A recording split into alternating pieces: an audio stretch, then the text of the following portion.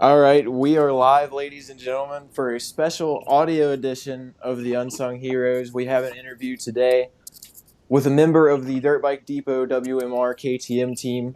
He got his first LCQ win and his third main event start in the muddy mess of Foxborough. He finished 16th. I'm joined today by Crockett Myers. Crockett, thank you for joining me. Appreciate the time. Yeah, man, stoked to be here. Stoked on how the weekend went for me and as the whole team, the WMR DVD racing team. Man, it was a crazy weekend.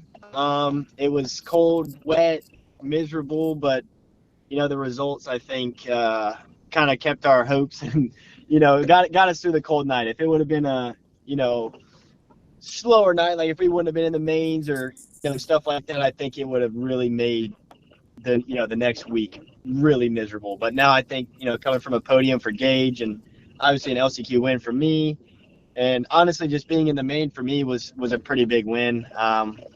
Had some struggles in qualifying. I kind of re-aggravated an old injury of mine, and it kind of made the whole night a little bit slower for me. But we're back home now and gonna fix that issue for this next weekend. But man, it was a cool weekend for the whole team, man. I'm stoked on it. First thing, talk about the conditions. Obviously, people on TV, you can see the mud progressively get worse throughout the day from qualifying. I mean, the SMX Next guys were running solid lap times. They were jumping stuff right away, but immediately by the end of their first qualifying section, I mean, those guys were already rolling stuff. And then by the time you guys got out there for A and B group, the track was just swamped already. So can you describe a little bit how the conditions just continued to get worse throughout the day, and then talk about your races and how you try to navigate the track from the heat race to the LCQ to the main event? Dude, yeah, I mean, it was an absolute disaster. I mean, I feel so bad for the track crew guys and the whole place like combined. It was just miserable. I mean, there's nothing they could do about weather. And I think they did the best they could with the track. Obviously, they tarped it before we got there, and man, it was just like I'm on my way there. I'm like flying in from sunny Florida. And I'm like, dude, it can't be that bad. Like they canceled press, then they canceled free practice, and then they canceled the second qualifying. Yeah, I Or think this is the the first first qualifying time I've session. ever seen two cancellations. Like, okay, we're canceling free practice. Like, that's normal. And then they're like, oh, crap, we got to cancel actual qualifying sessions. It was like, it's going to be bad. Yeah. And then, dude, especially as a rider, like knowing, like, hey, look, you only get one chance, and if you blow it, you blow it.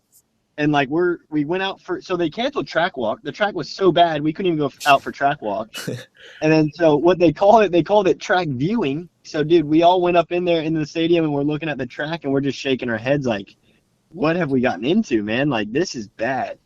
But I mean, honestly, the track crew really worked wonders on it. I didn't think, honestly, I've never seen a Supercross race canceled in my life, but I was almost certain that this one was going to get postponed, at least till like Sunday or something. I'm like, we got to figure something out. This ain't going to work. But honestly, after the first bikes hit the track, I was like, dude, it's really not that bad. Like guys were jumping stuff. I think I saw that Club MX's Alexander Federstove, he hit a triple in a rhythm section. And I was Yeah, like, holy shit, man. those Like that next should be guys were doable. sending it. I mean, right away, like Fauser pops the big triple immediately, and I'm like, okay, this isn't bad. And then as soon as those guys get done, 250C comes out and just roll everywhere, other than Dayton Yeah, Briggs, and it's like, oh boy. dude. And honestly, like, Dayton Briggs, bro, I mean, hats off to him. Like, I've had some people talking shit, like, dude, if you let Dayton Briggs beat you, blah, blah, blah. The dude's legit, man. I mean, he's straight up. I mean, he almost won the main event. If he wouldn't have had that tip over, I think he would have gave Hymas some fits. I mean, he was absolutely shredding.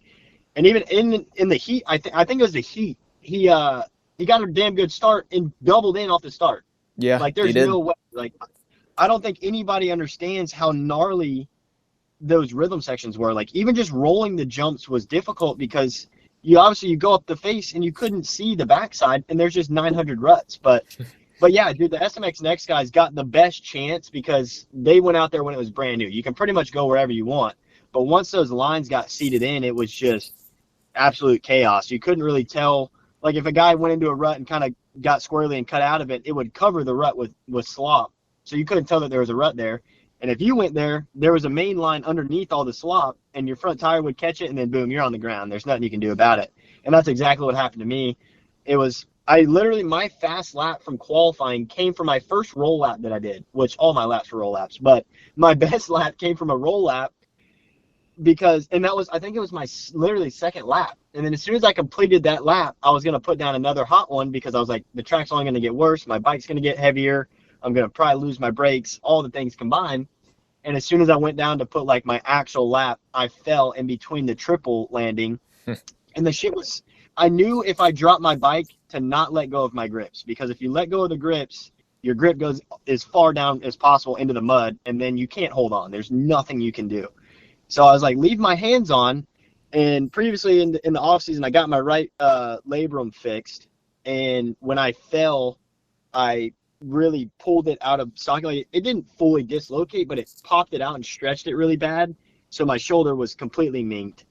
And so I just kind of salvaged that practice. I looked up at the board. I was like, okay, I think I'm sitting 15th. And I think it was with like a minute and 30 lap time. I'm like, that is absolutely horrible. Like, I think Dayton got like a 111, which was flying, or maybe 115, something along those lines. Absolutely shredding. But I knew once like the SMX guys went out and the Group C and the Group B, I knew it was just going to be a nightmare. And that's what it was. But, you know, obviously we made it happen. But as the night went on, man, I thought we were like watching the radar like a hawk, man. We're just watching it, and rain it seemed like it was going to go away, but it just never did. And it honestly got worse and worse. And then the temperatures dropped, and then the rain just kept falling. And then when we went out for the heat race, I'm like, you know what? The track's going to be fresh. I'm heat one. If I can even somewhat get an okay start and just stay up, I'll be fine. Well, dude, when we got up to the gate, I was in disbelief of how bad the track had gotten. And I was like, honestly, like scared to death. I'm like, I don't know what to expect. And obviously the gate dropped and we're at it. And man, I just got blasted off the start. Like, absolutely could not see. Goggles completely black. Like, it's so frightening going down the start straight with 22 other guys and you have no idea where anybody's at or anything's at. So obviously I pulled my hand off to pull a tear off, immediately got splashed again, got mud on my grips, couldn't hold on. I'm just like, holy shit, this is not good. Anyways, we salvaged it, but funny story, what I was getting at with that is they weren't able to get any equipment onto the track to fix the rhythms or anything. I mean, they touched up a few things that they could, get to, but they weren't able to get into the rhythms because the skiddies couldn't get up the faces. They would just slide and fall back. And I'm like, holy cow, man, it was brutal. So all the ruts were full of water, and, it's obviously 30 degrees and we're getting splashed with freezing rain, and it was absolutely miserable. But now that it's all said and done, it was a damn good time, and it couldn't have went any better for me and my team. Obviously, I wish I could have done better in that main, but shoulda, coulda, woulda, and I went down. All those guys were better than me in the mud. Plain and simple. I jumped the bike and they didn't. But no, man, it was so surreal especially for Gage, man. I'm so happy for those guys, and dude, Cullen Park as well. It's insane. I mean, Cullen's been riding super well all season, and that is so cool for those guys. And Hymus, dude, first win. I mean, it's so damn cool for everybody. Yeah. Obviously, the guys that had a shit night, but There was some stat, and I don't remember the exact thing. I'm probably going to find it here about guys getting their career best finishes on. Of course, mud is kind of the great equalizer. Everybody says that. Yeah, from SMX Muse on Twitter, he said that 8 of the guys in the top 10 in the 250 class had career best finishes, and the previous best was 5. So, I mean, that's a huge jump. And you have, for you guys, it was kind of like the opposite of last weekend. You weren't racing because of the race, but Seattle, they were like, there's all this rain's going to happen, and they covered the track up, but everything ended up being fine. Track ended up being standard Seattle, ruddy and stuff, but no rain or whatever. And you guys were probably hoping for the same thing, and then it just completely monsoons. The track's destroyed. You were talking to me a little bit about some of your main event experience. Obviously, you got out front in the LCQ and just managed the race, got your first LCQ win. But what happened in the main event that really set you back? I mean, you still got 16th. Not a bad result at the end of the day. Got 6 more points added to your total. But what happened in the main event that really messed things up and screwed you out of a chance for a top 10? Dude, what it was, so, I mean, I think there was a couple gates inside, like all the way inside, and then like one or two on the all the way outside, maybe. I don't really remember because I didn't even want to walk in the mud anymore. I was soaking ass wet. And when I got to the gate, I looked up and there was one right beside the doghouse. And I was like, I told my mechanic, I'm like, go there. I don't know why anybody didn't go there. And when I put my bike in there, I looked up and I saw the big hole that was out the exit of my gate. And I was like, that's why nobody's here. But then, I'm a pretty decent starter, so I didn't really worry about the hole too much, but I didn't take into consideration how that hole would affect me with it being that muddy and slick. So when I jumped out, I obviously spun a little bit off the grate, which was normal because they were so caked with mud and all wet. But anyways, I went off the gate and my front tire just direct impacted into that hole. So it just kind of popped my hole shot device, and then I just lit it up and was spinning so bad. And then once you get a bar length behind everybody, like if you're wheel to wheel with somebody in mud like that, you're typically fine because it's just going to splash the side of you and not your goggles or anything. But I was a bar behind everybody, so I just got completely covered as soon as the gate dropped. And I literally just had to kind of roll down the start straight with peeking out of one little microscopic hole out of my goggles trying to see where I could go. And then, once I wasn't really worried about being dead last off the start. I knew it wasn't really going to be, if you don't get a start, you're done. Because typically when it's dry conditions, if you don't get a start, you're not going to hunt those guys down and pass them, at least easily, But in the mud, I was like, okay, just stay cool, like get through the first, lap, and let's see how it all pans out and where we're at. And by the time I did the first lap, I think I was in like maybe, I haven't gone back and looked at like the position wise, but I think I was somewhere just based off looks and without looking at the board or anything in that mean. I think I was in like 11th or 12th, I think, is what it felt like. There was nobody really in front of me that, like, it didn't look like there was a huge glob of people in front of me because everybody was falling and going off the track and mud's flying and I couldn't really see. But anyways, I knew I was somewhere around Nate Thrasher, and I saw Nate Thrasher going down the start straight right in front of me. So I'm kind of just sitting behind him and watching what he was doing, and I kept like closing in on him, getting right behind him, but I couldn't get around him. And then so finally I just started shooting shots. I'm like, screw it, I'm going to go outside here and try and get him. And sure enough, I passed him, and then he passed me back. And then I passed him, and then he passed me back. And I was like, screw it, one lap. I'm going down the start straight with him, and I saw him go inside. And I'm like, dude, I know that inside is really, really deep. So I tried to motor it around the outside in like that kind of elevated turn we had.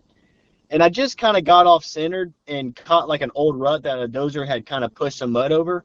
And it grabbed my front end and kind of pulled me weird, and I fell over the backside of that single there.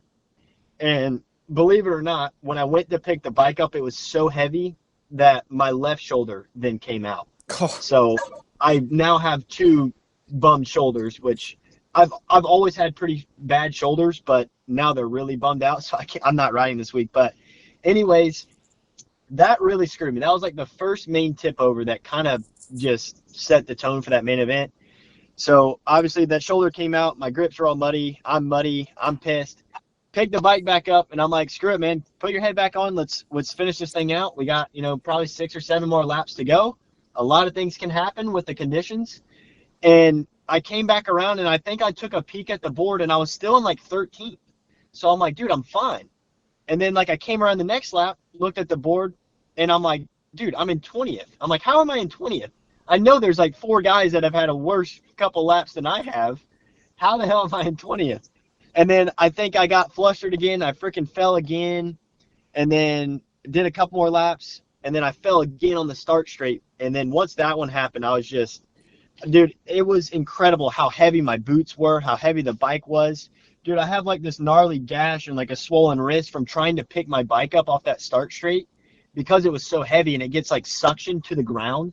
So like I couldn't, you can watch the video back at Hampshire. He's completely covered in mud, and he's just doing everything he can to pick the bike up. But I mean, the ground was smushy and wet and slippery. The bike's slippery, and it weighs 350 pounds. To pick it up was everything you had. Like, I mean, it literally was like doing a deadlift with, 500 pounds on it. It's just everything you had to even move the bike. And once you do that 3 or 4 times in a main event, dude, you're just like, I'm done. So that's kind of where I was about halfway through the main. I'm like, I just got to ride this thing in. And, man, I just kind of doggy paddled the rest of that main event. And I was like, wherever I end up, I end up.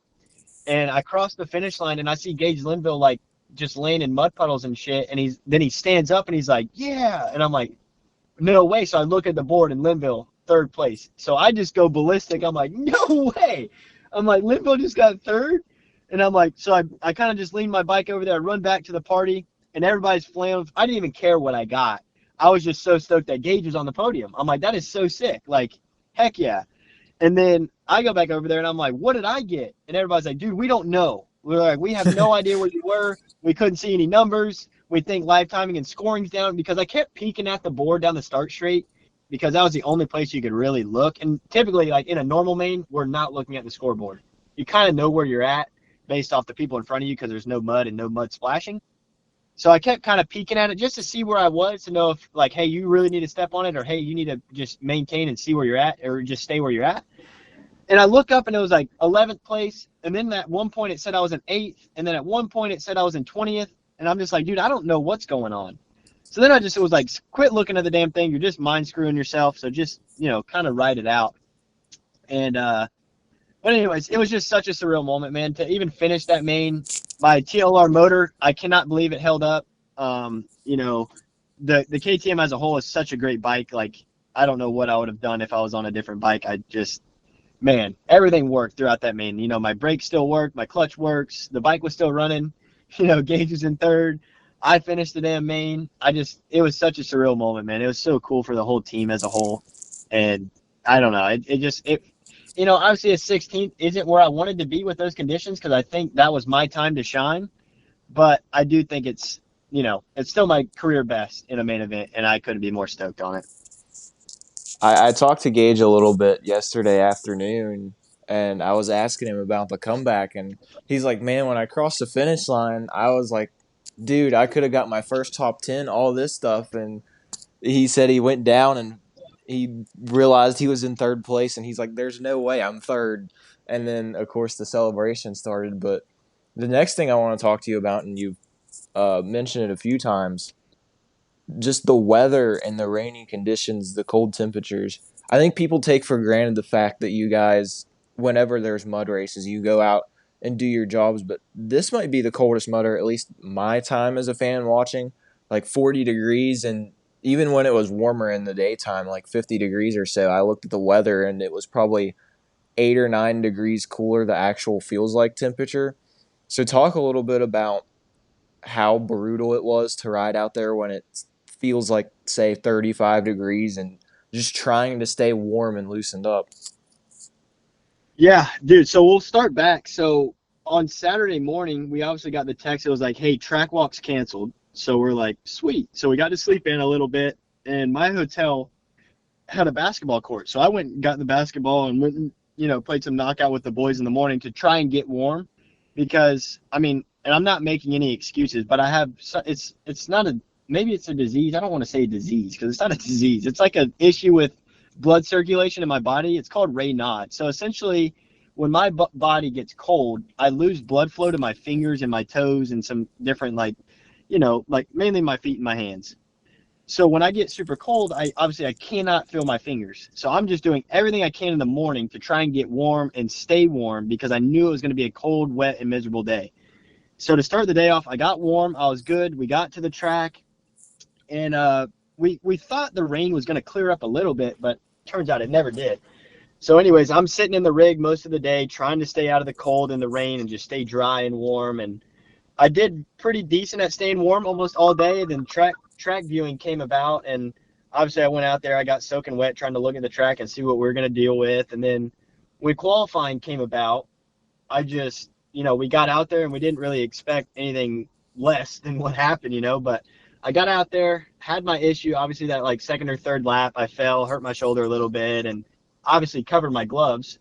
So I took my gloves off and tried to go put out another lap, just never could, because my grips and my hands were so cold and wet and slippery.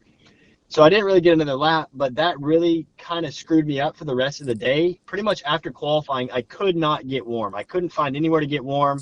I obviously tried to get in the rig a little bit, but Max was like, dude, try to keep as much mud out of the rig as you can, which rightfully so, because now his rig is completely, I feel so bad for my team owner. The rig's hammered. It's got so much mud, and the gear and everything's just covered. So But anyways, yeah, after that, I really, really struggled to get my body temperature back up. So from then on out, I was cold all day. And then obviously we had the heat race, and the heat race came about, and it's, 5 degrees colder, rain's still coming down, the track is even more muddy and more wet. And, it was, and it's hard to, like, I'm not complaining, but it's really, really brutal we're all humans out there. And yes, we still get cold. Yes, our body temperature or our, heart rate's way higher and the adrenaline's flowing, but that's honestly the problem. So when we're out there, the adrenaline gets so like high and the heart rate's so high, we don't really realize how cold and how like shitty our body's going to get after the fact. So when that adrenaline dumps, say after the heat race, you're really, really cold. And then it's hard to stay that temperature or like stay that heart rate to keep the blood flowing. So obviously I went right back to freezing cold. Then I had to go out for an LCQ. Obviously won the LCQ. That got the blood flow back up and the heart rate back up. So I was honestly fine after that. After the LCQ, I was like, dude, I'm just going to go back, put a brand new jersey on, put some new gloves on, new goggles, and like, let's hit this main event. And then when it really hit me was after the main event. I was so cold, dude. I sat in the RV after the race and just sat in front of a heater for like an hour and a half and still couldn't get warm. And man, it was miserable. I feel like I just got warm when I got back to Florida when I was driving down 75 and it was 92 degrees outside. I was like, man, it actually feels good outside. But dude, yeah, it was a brutal night, man. But it was a super fun night. So, obviously your body and your brain kind of forgets the pain and how miserable it was pretty quick. So, after the fact, we're all good now and we're back to where we should be. And, but yeah, it was an absolutely brutal night. I hope, but I wish like some of the riders would speak out a little bit more on how it actually is, because I don't think the fans really understand. Like, they're in the stands and they're probably like, this sucks. Like, I don't even want to be sitting here watching this shit. But they did it, and racing it was honestly worse because we're getting splashed with the mud the whole time. You're falling in the mud. You're trying to pick your bike up. Your boots are heavy. Like, man, it was just all the elements just got thrown at us this weekend. And it was absolutely miserable, but, man, it was a fun night. It was super fun. So one of the last things I want to talk about, this, for people who may not know, this is your first full season of Supercross. Last year you ran the Arena Cross Championship on a couple of different bikes, got a main event win at Daytona. Then you hopped into Supercross, got your first main event start, ran most of the outdoor season to finally be able to go into the off season and focus on, hey, I'm doing Supercross now. This is my main focus, instead of last year, like when you were switching bikes and series so much, it was probably hard for you. How much better did that make you confidence-wise? And also just what are your thoughts on your rookie season so far? You got 2 main event starts right now. I'm sure you want more, but what are your thoughts so far on your rookie season? Where are you going to keep working, and what are your goals to finish out the year? Yeah, honestly, the past couple years for me have been super tough. Trying to find support, trying to find a team that, can do what I'm asking for and what I need as a racer to do what I'm supposed to do. And no knock towards anybody. Everybody was trying and they tried to do the best they could, but obviously the teams that I rode for previously, some things were good, some things were bad, and all the things about it. So it just made it a rider to get comfortable, to do the right training, and obviously being a privateer. I live alone by myself at Moto Sandbox in Central Florida, and it made it super tough. Trying to say you get a brand new bike, it's, to the normal person, that's super awesome, and I'm super grateful to even get a brand new bike. But for what we do and how we treat these motorcycles, man, it takes a lot as far as parts and the allotment that I need in my cargo trailer to keep my practice bike going, and then parts to keep the race bike going. Things to keep up with that as a privateer is super difficult, and when you're changing brands and doing all those things, it's super tough. So that wears on you mentally, and I don't think a lot of people realize how gnarly it is for. Even the factory guys have hard times. Like, I train with Levi Kitchen, and he's like, dude, my bike's, I need to change this. I need to do this. How do we do that? And that's a factory rider. But imagine a privateer, like all the things we go through. So, when Dirt Bike Depot called me, I knew I knew that's the direction I wanted to go. I knew the KTM and the Austrian brand was the direction I wanted to go with my career. I think as a privateer, as a machine as a whole, they're super reliable. Parts last longer. The bike itself lasts longer. All the things. So when DVD called me and we discussed the contract negotiations, I was all in, and I couldn't be any more stoked on the team and how everything's been going. But the offseason obviously was tough. I think previously signing with DVD, I didn't tell them that I had my shoulder repaired in the offseason right after outdoors, actually right after Washougal when I tore it. So I kind of kept that under the radar, got my contract signed without telling them that. Then I think at some point they did find out, and they were like, dude, you're fine. Just take your time. You still got 4 months till we even really need to be testing and doing all the things. So the offseason for me was pretty tough. And I think I got a month and a half, 2 months of on the bike kind of training. And instead of like just going all in, trying to be super, stern with training and working out and all the things, I just wanted to focus on my health side of things and really being healthy. So I didn't really train as hard as I really should have leading up to Tampa. But I think once I got into Tampa, I'm like, okay, dude, I'm fully healthy and we got some work to do. So after Tampa, I started really training once the season started, as bad as that sounds. But, I think we're building and I think we're getting better. And I think it's starting to show a little bit. I think it's showing for Gage and as a team, everybody. I think we're all elevating our game and trying to be better and wanting more. And, my training's becoming more consistent. I'm on a better program now. And I'm getting a lot of stuff dialed in. So I think the past couple of years for me just have been super tough. So when I got back healthy after my shoulder injury, I just kind of wanted to slow roll it and just take my time. And mainly my goal this season, I wanted to complete a full Supercross season and I want to complete a full outdoor season, completely healthy. Now, am I completely healthy right now after this past weekend? Not really. But, I can manage the little issue I'm having with my shoulders, and I'll get that fine. I've had these issues for a long time. But I really think we're moving in the right direction as far as bike setup goes, team setup, learning the program of Supercross, learning the routines we need to be in, knowing when to eat, how to sleep, and how to do all the things on race day and race nights, training, all the things as a whole. I think we're just all building and figuring it out as we go. But honestly, as a rookie, and this being my first full season, I mean, I wanted to be a little bit better than where I'm at right now, but I think I'm starting to come to and I'm starting to realize where I'm at, and I'm honestly getting closer to my window of where I should be. I think I belong in every single main event. I think I belong in the top 15 to top 10. I think that's just where my speed's at.